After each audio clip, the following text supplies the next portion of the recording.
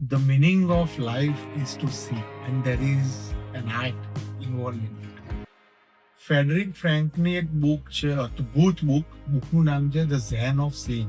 એમાં એવું કીધું છે કે તમે છે ને લવ લેટર ટાઈપ રાઇટરથી ના લખી શકો, એટલે એને હાથેથી લખી છે અને એમાં બહુ બધા સ્કેચીસ અને ડ્રોઈંગ્સ છે. અને એને કીધું કે હું જ્યારે કોઈ વસ્તુ, કોઈ સીન, કોઈ ફ્લાવર, કોઈ ટ્રી, કોઈ હ્યુમનને જોઉં છું અને પછી એને હું ડ્રો કરું છું, ત્યારે ખરેખર હું એને જોઉં.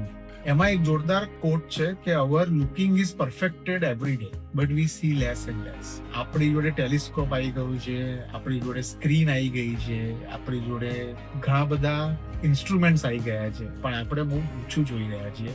અને જ્યારે એને કીધું કે હું ડ્રો કરું છું ને ત્યારે હું જોઉં છું. બહુ જ અદ્ભુત બુક છે. અને મને આ વાત એટલે શેર કરવાનું મન થયું કે જ્યારે મેં વર્ષો પછી, થોડા વર્ષ પહેલા પેઇન્ટિંગ કરવાનું સ્ટાર્ટ કર્યું અને ત્યારે હું પેસ્ટલ કલર્સમાં ટ્રી બનાવતો હતો. અને પછી રાત્રે હું આંટો મારવા નીકળ્યો ને ત્યારે મેં ટ્રી જોયું. મને ખબર પડી કે એક ટ્રીમાં કેટલા કલર્સ, ગ્રીનના કેટલા બધા શેડ્સ છે. અને આ આપણે જોવાનું જ ભૂલી ગયા છે. એટલે I draw and I see things. Zen and the art of seeing. એક એક્ટિવિટી, એ ડ્રોઈંગ હોઈ શકે, એ લિસનિંગ હોઈ શકે, એ કોઈ પણ એક્ટિવિટી હોઈ શકે, પણ એ એક્ટિવિટીમાં ઓતપ્રોત થવાથી કદાચ આપણે એ જોઈ શકીએ જે આપણી નજર સામે છે, પણ આપણે ચૂકી જઈએ છીએ.